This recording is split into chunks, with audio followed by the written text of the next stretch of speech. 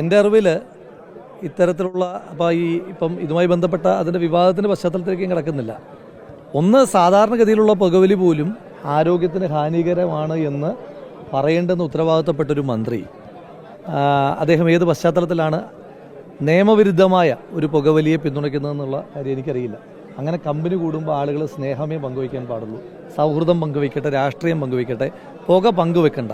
അങ്ങനെ പുകയ്ക്കണം എന്ന് തോന്നുന്ന ചെറുപ്പക്കാർ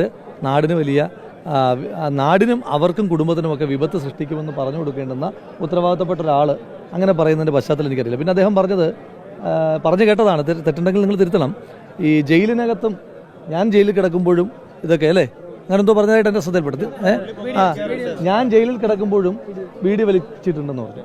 അപ്പോൾ ഞാൻ ഒരു 5-6 തവണ ജയിലിൽ കിടന്നിട്ടുള്ള ഒരാളാണ്. അത്തരത്തിലുള്ളൊരു സൗകര്യവും ഞാനങ്ങനെ പുകവലിക്കുന്ന ആളല്ല, അത്തരത്തിലൊരു സൗകര്യം ആർക്കെങ്കിലും കിട്ടുന്നതായിട്ട് എനിക്ക് ശ്രദ്ധയിൽപ്പെട്ടിട്ടില്ല. അപ്പോൾ മന്ത്രി ജയിലിനകത്ത് പുകവലിച്ചിട്ടുണ്ടെങ്കിൽ അത് നിയമവിരുദ്ധമായിട്ട് കടത്തിയതാണ്. കൊടിസുനിക്കൊക്കെ കിട്ടുന്ന ആനുകൂല്യത്തെപ്പറ്റി നമുക്കറിയാം. കൊടിസുനിക്ക് മൊബൈൽ കിട്ടുന്നു, അവർക്ക് വലിക്കാനുള്ള പുകകൾ കിട്ടുന്നു എന്നൊക്കെ പറഞ്ഞ് കിട്ടുന്നുണ്ട്. അതേ ആനുകൂല്യം CPM-ൻ്റെ നേതാവായിരുന്ന ശ്രീ സജി ചെറിയാനും കിട്ടിയിട്ടുണ്ടോ എന്നുകൂടി അദ്ദേഹം വ്യക്തമാക്കേണ്ടതായിട്ടുണ്ട്. ഇത്തരത്തിലുള്ള അദ്ദേഹം കേരളത്തിൻ്റെ സാംസ്കാരിക വകുപ്പ് മന്ത്രി കൂടിയാണ്, ഇത്തരം കാര്യങ്ങളൊക്കെ പ്രതിരോധിക്കേണ്ടുന്ന ഒരു വകുപ്പിൻ്റെ മന്ത്രി കൂടിയാണ്. അപ്പോൾ ഈ വിഷയത്തിനകത്ത് ഈ തദ്ദേശ സ്വയംഭരണ സ്ഥാപന എക്സൈസ് വകുപ്പ് മന്ത്രിയുടെ പ്രതികരണം കൂടി അറിയാൻ താല്പര്യമുണ്ട്. കാരണം അദ്ദേഹം ഒരു വശത്തുകൂടി ലഹരിവിരുദ്ധ ദിനാചരണത്തിൽ ഇപ്പോൾ കഴിഞ്ഞ ദിവസം കണ്ടപ്പോഴും അദ്ദേഹം MLA എന്ന നിലയിൽ എന്നോട് ആവശ്യപ്പെട്ടതും ലഹരിവിരുദ്ധ ക്യാമ്പയിൻ ശക്തമായി മുന്നോട്ട് കൊണ്ടുപോകണം നമുക്കെന്ന്. ഞാനതിനോട് വളരെ പോസിറ്റീവായി യൂത്ത് കോൺഗ്രസ് പ്രസിഡന്റ് എന്ന നിലയിലും MLA എന്ന നിലയിലും പ്രതികരിച്ച ഒരാളാണ്.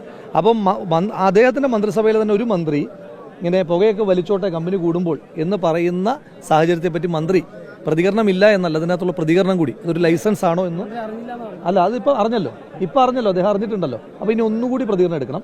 ഇങ്ങനെ പറയുന്നുണ്ട്, അത് മന്ത്രിസഭയിലെ സാംസ്കാരിക വകുപ്പിലുള്ള ആളുകൾക്ക് ആ മാനദണ്ഡം ഇതിനെന്തെങ്കിലും ഇളവുണ്ടോ, പുക വലിക്കാമോ എന്ന് എക്സൈസ് വകുപ്പ് മന്ത്രി തന്നെ പറയുന്നുണ്ടായിരുന്നു.